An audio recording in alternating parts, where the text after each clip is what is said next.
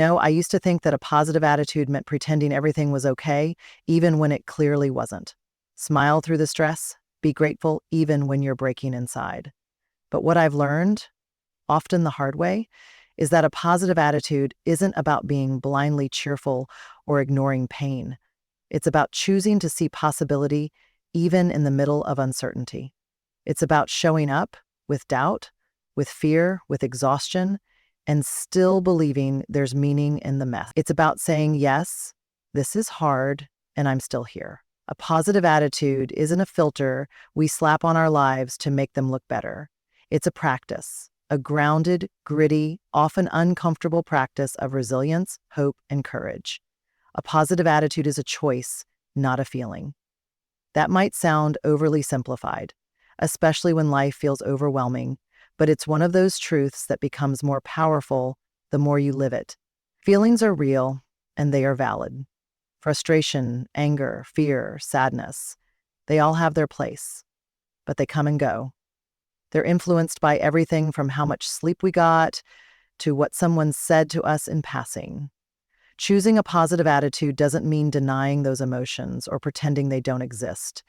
It means deciding how we respond to them. It means recognizing that while we can't always control what we feel in the moment, we can control what we feed and how we frame the experience. When we treat positivity like a personality trait, something some people are just born with, we give away our power. We look at someone who seems upbeat and resilient and assume they've just had an easier life, or that they don't feel things as deeply. But in truth, the people who consistently carry a positive attitude have likely had to make that choice again and again, often in very hard moments. They've learned to say, yes, this hurts. Yes, this is scary. And still, I'm going to find the part of this I can learn from. I'm going to focus on what I can do next, rather than what's out of my control. That's not about suppressing reality. It's about creating agency in the middle of it. Choosing a positive attitude doesn't mean we walk around with a fake smile or act like we've got everything figured out. It doesn't mean we don't have bad days or low moments. It means that, even in the middle of difficulty, we look for what's possible. We search for perspective. We seek growth. It's a mindset of, this isn't ideal, but I can work with it. That choice often happens quietly and internally. It's not loud or flashy. It's the moment you decide not to spiral into worst-case scenarios. It's when you reach for a calming breath instead of snapping in frustration. It's when you decide to show up, even when you don't feel 100% ready or motivated. This mindset is especially powerful because it puts us in the driver's seat. When we're reactive to every emotion and external challenge, we live in a constant state of emotional turbulence. But when we choose our attitude, even when our feelings are all over the place, we create stability. We give ourselves a solid ground to stand on. And that doesn't just benefit us. The people around us feel it too. Teams, families, communities, these are impacted by the tone we bring. One person choosing grounded, intentional positivity can shift an entire room. It doesn't mean being the loudest voice or the most charismatic. It means bringing a presence that says we can do hard things, we can stay open, curious, and kind even now. Of course, choosing positivity is harder on some days than others. There are times when cynicism feels easier. When we're tired or hurt or things keep going wrong, it's tempting to check out emotionally or to lean into sarcasm or bitterness as a shield. And there's nothing wrong with feeling that. But it's worth noticing, does staying in that place help us move forward? Does it give us what we need? Often the answer is no. Choosing a positive attitude doesn't guarantee success or comfort, but it opens us up to possibility. It keeps us aligned with who we want to be, rather than letting our circumstances dictate our identity. It's also worth saying, choosing positivity isn't something you do once. It's a choice we have to make over and over again, sometimes multiple times in the same day. And that can feel exhausting. But like any muscle, the more we use it, the stronger it gets. The first time you try to reframe a negative experience, it might feel unnatural or forced, but over time it becomes more intuitive. You start catching your thoughts sooner.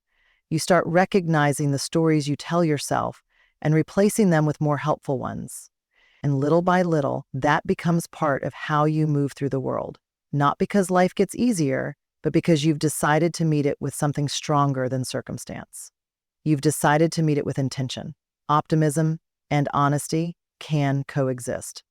This idea challenges a lot of what we've been conditioned to believe, especially in cultures that often view positivity and vulnerability as opposites. When we think of someone who's optimistic, we might imagine a person who always sees the bright side, who never seems fazed, who refuses to acknowledge struggle. On the other hand, honesty tends to conjure images of raw truth, of exposing discomfort, of saying what's real, even when it's painful. But the most powerful kind of optimism is deeply honest. It's not blind, it doesn't deny hardship. Instead, it acknowledges reality and still chooses to believe in the possibility of something better. There's a big difference between toxic positivity and grounded optimism. Toxic positivity tells you to smile when you're breaking down, to be grateful when you're grieving, to look on the bright side no matter what's happening. It invalidates emotion and experience in the name of appearing strong or stable. Grounded optimism, on the other hand, allows room for the whole human experience. It says, "This is really hard right now, and I still believe we're going to get through it." That kind of optimism isn't naive, it's courageous. It requires emotional maturity and a willingness to stay present in discomfort while still holding space for hope. People sometimes assume that if you're optimistic, you must be glossing over the facts or refusing to accept reality. But in truth, the most hopeful people often have the clearest view of what's in front of them. They're not afraid to name what's broken. They don't flinch when something needs to be addressed. What sets them apart is how they choose to engage with the facts. Instead of letting hard truths lead them to despair or cynicism, they allow those truths to deepen their sense of purpose. They look at what is and ask, "Now what?" That's where real change begins. Honest optimism isn't about outcomes. It's not a guarantee that everything will work out the way you want. It's about mindset. It's the belief that even if things don't go as planned, you'll learn something, grow from it, or find a new way forward. It's rooted in the understanding that struggle is part of life, but so is resilience. So is connection. So is healing.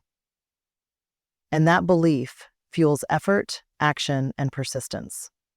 It gives people the energy to keep showing up, not because they're certain of success, but because they're committed to trying. Being both optimistic and honest also changes how we communicate.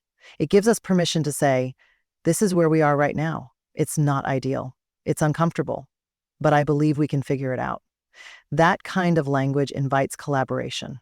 It allows people to feel seen in their struggle while also inspiring them to move forward.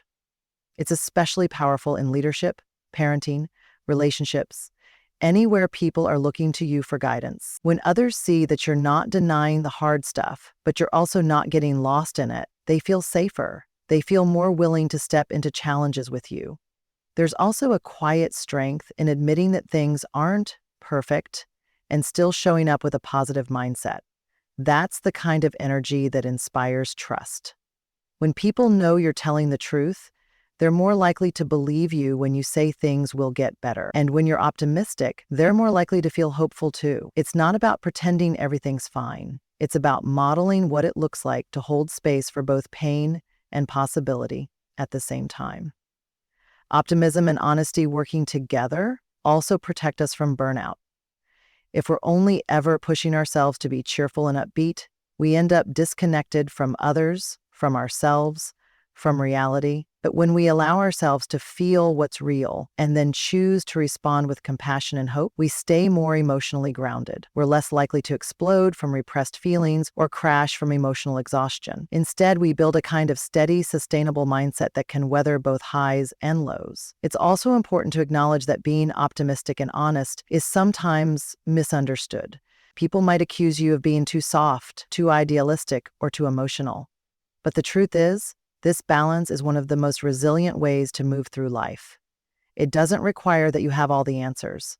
It just asks that you keep your eyes open, your heart engaged, and your mind willing to see more than what's broken. It asks that you make space for both the truth of what is and the hope of what could be. Resilience grows from realistic positivity. We often think of resilience as something people are either born with or develop in the face of overwhelming adversity, but it's more layered than that. Resilience doesn't magically appear when we're pushed to our limits. It's built slowly, through choices we make every day, especially the choice to face life with a mindset that acknowledges difficulty while still leaning into possibility. Realistic positivity means you're not pretending everything is okay. It means you're seeing the full picture, including the challenges, and choosing to engage with it in a way that allows you to grow rather than shut down. People sometimes confuse positivity with avoidance. They assume that if someone has a positive outlook, they must be ignoring the gravity of their situation or downplaying their pain. But there's a kind of positivity that does the opposite. It invites a deeper relationship with reality. It allows you to say, this is where I am, it's hard, it's messy, and I believe I can work with it. That belief doesn't come from a place of denial, it comes from clarity. And clarity is a powerful ingredient in resilience. When you're clear about what you're facing, you're better equipped to respond with creativity, strength, and courage. Realistic positivity asks you to stay grounded while still lifting your head. It invites you to acknowledge the setbacks and limitations, but also to notice what you still have access to: your effort, your mindset, your support systems, your values. That combination, honest awareness and intentional hope, creates an environment where resilience can thrive. Because resilience isn't about bouncing back instantly. It's about moving forward, sometimes slowly, sometimes clumsily, but always with a sense of direction. And positivity helps give you that direction, not by offering guarantees, but by making space for movement. When you approach life with this kind of mindset, you give yourself permission to struggle without collapsing. You start to see setbacks not as signs of failure, but as part of the process.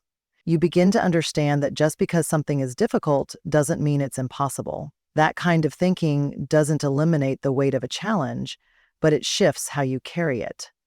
Instead of feeling crushed by pressure, you start to develop endurance. You become more emotionally flexible. You start to bounce forward, not just back. This doesn't mean that realistic positivity shields you from pain. On the contrary, it opens you up to feeling it more fully, because you're not trying to escape it, but instead of drowning in it, you learn how to breathe through it. You stop waiting for things to get easier and start building strength right in the middle of the difficulty. And that kind of strength lasts. It's not dependent on circumstances. It doesn't fade when things get tough again. It becomes a resource you carry with you. Something you can draw on, not just for yourself, but for others. One of the most powerful aspects of realistic positivity is that it reduces the fear of failure. When you believe that challenges are part of the journey, not an interruption of it, you stop treating every setback as a crisis. You start experimenting more, risking more, showing up more fully. That mindset creates space for learning. And every time you learn something new, every time you recover from a hard moment, your resilience grows. Not because you avoided pain, but because you walk through it with your eyes open and your mind engaged. It's also worth noticing how this mindset impacts our relationships. People who practice realistic positivity tend to create environments where others feel safe to be honest. They don't push toxic cheerfulness. They listen, they validate, and then they say things like, "Okay, what's next?" That blend of empathy and encouragement helps others tap into their own resilience. It reminds people that they're not alone, and that being hopeful doesn't mean being disconnected from reality. It means being anchored in it and choosing to believe in more. Resilience built on this kind of positivity isn't loud. It's not about being the strongest person in the room or pushing through everything with a smile.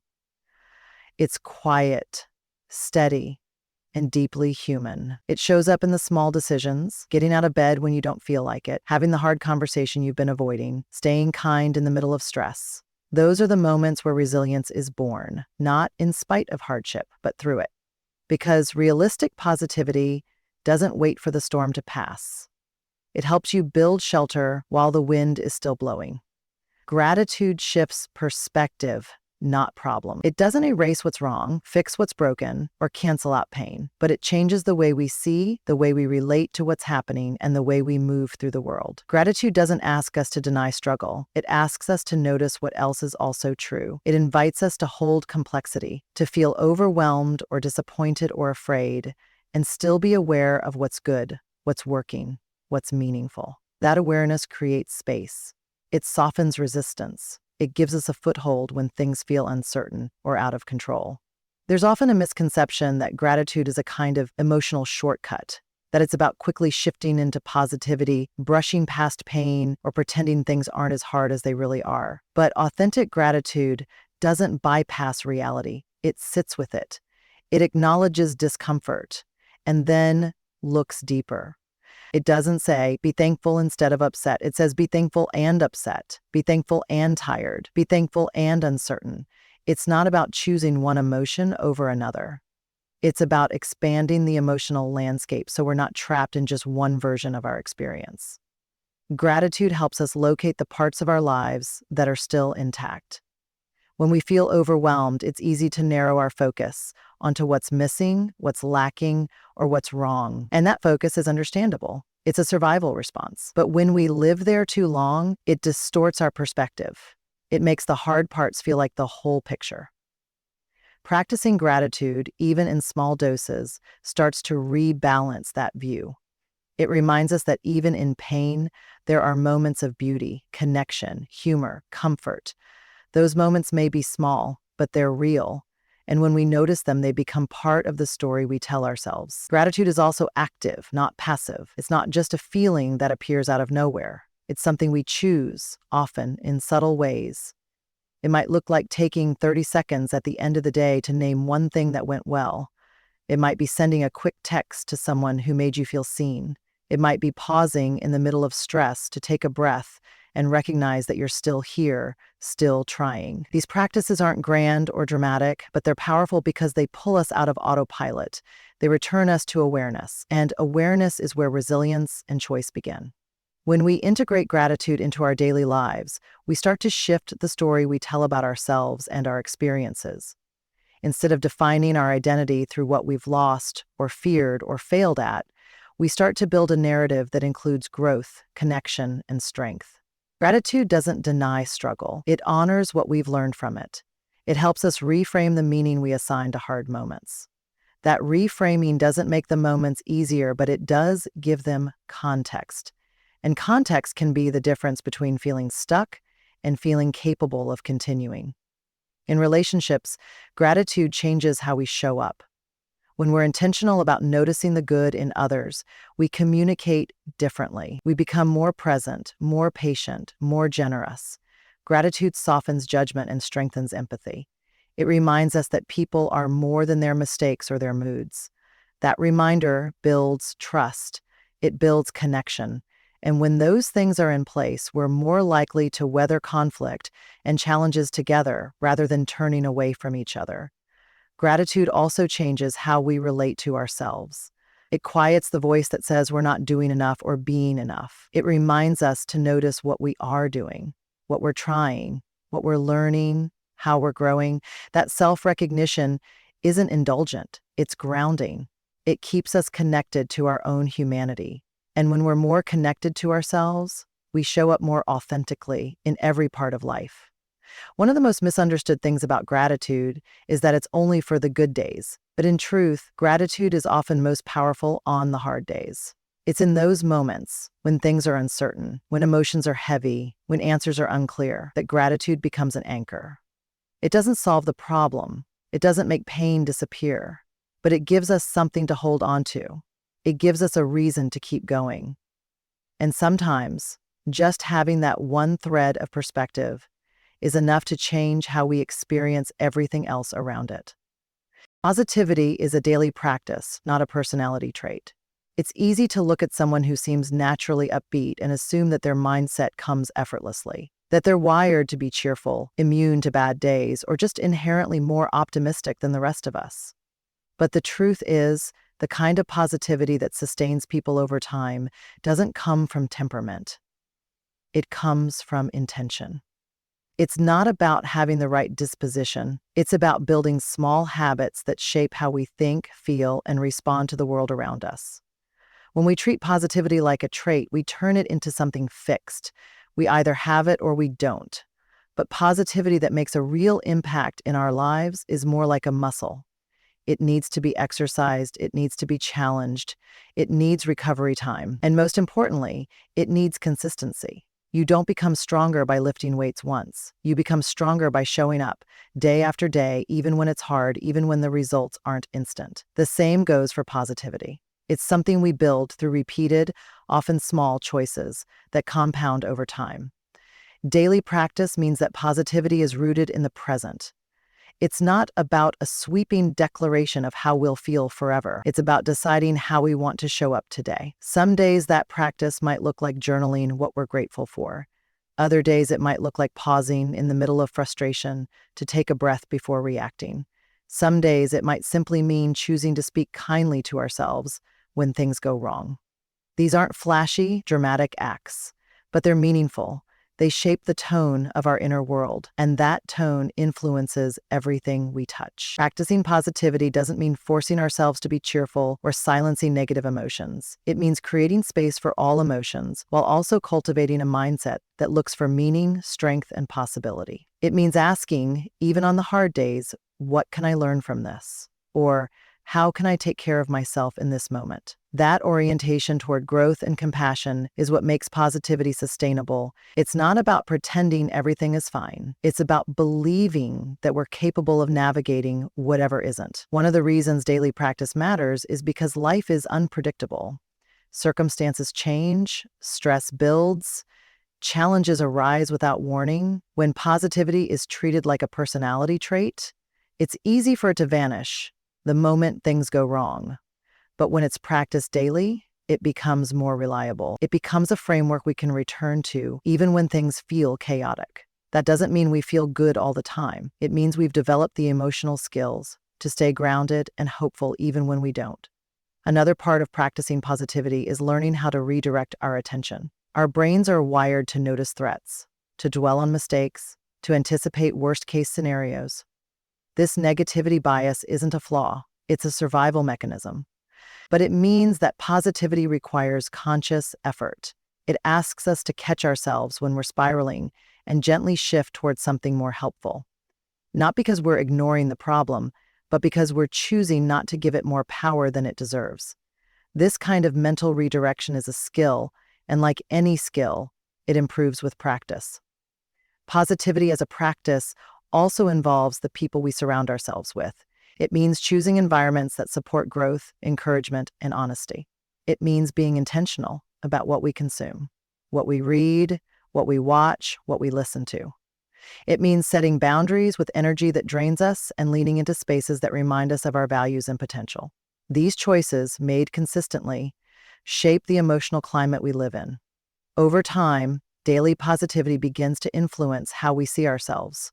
We start to believe we're capable of facing challenges. We develop a sense of agency and self-trust. We stop waiting for everything to be perfect before we allow ourselves to feel hopeful. That internal shift impacts everything, from how we approach our work, to how we relate to others, to how we recover from setbacks. It's not about becoming someone else. It's about becoming more connected to who we already are, underneath the noise of fear and doubt. It's not about being more connected to who we already are, underneath the noise of fear. This kind of positivity isn't reserved for people with perfect lives or easy circumstances.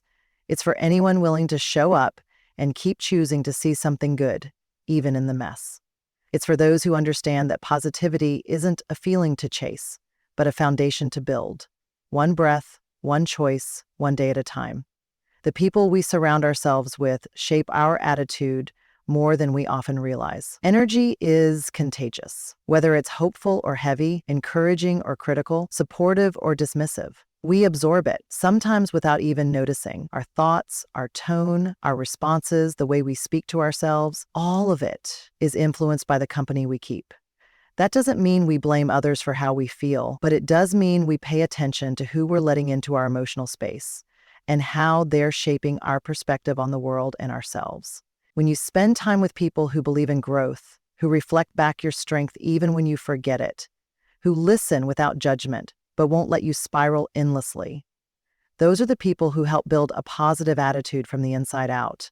They remind you what matters. They challenge the lies you tell yourself when you're tired or discouraged. They show up when it's inconvenient, and their presence becomes a kind of mirror, Not the distorted kind that highlights your flaws, but the clear kind that reflects your resilience. This doesn't mean we avoid people who are struggling or only seek out those who are always happy. Authentic support doesn't mean constant cheerfulness. Some of the most positive influences are the people who can sit with pain, hold space for hard truths, and still gently point you back toward hope. Positivity isn't about ignoring what's hard. It's about choosing not to stay stuck in it. And the people around us can either help us climb or quietly pull us deeper into discouragement, even with good intentions. Boundaries are a big part of this, not because other people are bad or toxic, but because we're responsible for what we absorb. When we notice that certain relationships consistently drain our energy, feed our fears, or reinforce patterns of negativity, we owe it to ourselves to pause and reassess. Sometimes that means limiting time with certain individuals. Sometimes it means having hard conversations. Sometimes it means letting go entirely. That's not selfish. That's stewardship of our emotional well-being. The right people won't just tolerate our boundaries, they'll honor them. It's also important to recognize how we contribute to the emotional environments we're in. If we want to be surrounded by positivity, we have to ask whether we're offering it too. Are we the kind of person others feel safe around? Do we listen well? Do we celebrate their wins without comparison? Do we offer encouragement that's rooted in truth, not just empty reassurance? Positivity is reciprocal. It grows in environments where people are intentional about what they bring to the table, not just what they take from it. Curating your circle isn't about perfection, it's about resonance. Who makes you feel more like yourself? Who encourages your effort, not just your results? Who speaks the kind of truth that heals rather than harms? Those are the voices that help us stay grounded when life gets chaotic. Those are the people who remind us that optimism isn't naive, it's courageous. It takes strength to keep believing in good things, especially when evidence is scarce. Having people who reinforce that belief with their presence is a gift. Supportive communities also hold us accountable to our own mindset. When we say we want to grow, they nudge us forward when we get stuck. When we fall into patterns of self-doubt, they don't let us linger there too long. Not because they're pushing us to be positive all the time, but because they see the version of us we're trying to become. They reflect it back to us until we can see it too. That's not pressure, that's partnership. Even one person can make a difference. It doesn't have to be a large circle. Sometimes all it takes is one grounded friend, one compassionate mentor, one honest conversation to shift our entire perspective. When you find those people, you don't have to explain yourself so much. You don't have to pretend. And in that space of authenticity, a deeper kind of positivity can grow. One that isn't loud or performative, but rooted and steady. We're not meant to do life alone. Even the most independent people need connection that uplifts rather than depletes. When we're surrounded by others who live with intention, who speak with care, who model resilience and humor and grace, we start to internalize that energy. It influences how we respond to stress, how we view failure, how we hold space for ourselves and others. Our attitude becomes less reactive and more deliberate. We stop chasing positivity and start living in it because we've chosen to cultivate an environment where it's not just possible, but inevitable.